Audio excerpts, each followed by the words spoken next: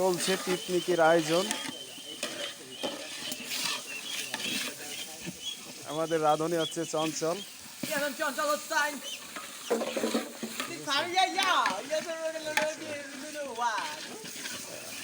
সহযোগিতা আছে মুন্না। মুন্না কু মুন্না, আরাফাত আছে, ঈসা আছে, বাঙ্গা নাবিল, ডাইরেক্টর আছে, পরিচালক আছে হাবিব। কি অবস্থা! ওই যে মুন্না আসতেছে সহযোগী। ওই যে মঈন আসছে, মঈন আছে আমাদের সহযোগী। আমাদের দর্শক হিসেবে আছে কদু, কদু নাবিল।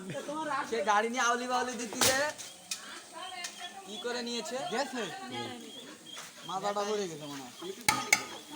হয়তো আমাদের এই বনবাতের আজকের এই পিকনিকের যে পাক দেখলেই মনে হচ্ছে যে আগের থেকে স্বাদ চলে আসছে, এমন একটা পরিবেশ।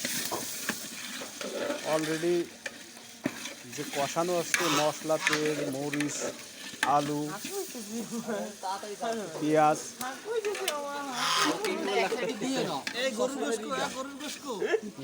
গরুর গোশ কয় কেজি? 5 কেজি নাকি?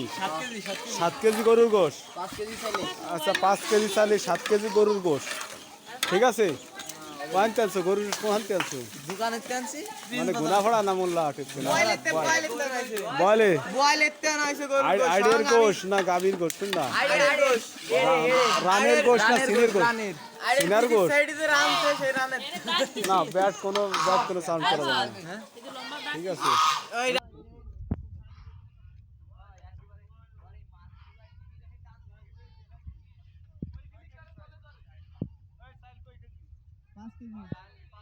আর গরুর গোশ কয় কেজি? 7 কেজি। বাড়ির সবাই খাবে তো? আচ্ছা, ঠিক আছে। আমাকে ভাই বোন যারা আছে সবাই মিলে আজকের এই পিকনিক করা হচ্ছে। এবং এখানে চাইলে দেখেন 5 কেজি গরুর গোশ, 7 কেজি।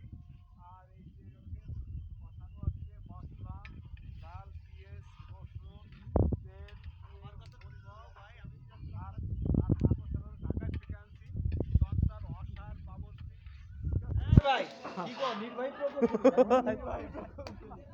ও আচ্ছা, ঠিক আছে। চলছে পাক। যাক, একটু পরে যখন পাক হবে আপনাদের দাওয়াত থাকলো, যারা যারা দেখছেন সবাই চলে আসবে এবং এই আইটেম। ঠিক আছে, আল্লাহ হাফেজ।